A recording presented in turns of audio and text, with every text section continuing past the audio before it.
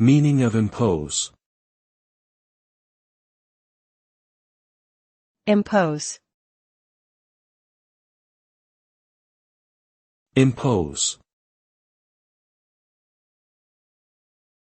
Impose. Impose. The term impose refers to the act of forcing something on someone or something else, often against their will. This can include imposing rules, regulations, taxes, or penalties on individuals or organizations. Imposing can also refer to physically placing something upon another object or person.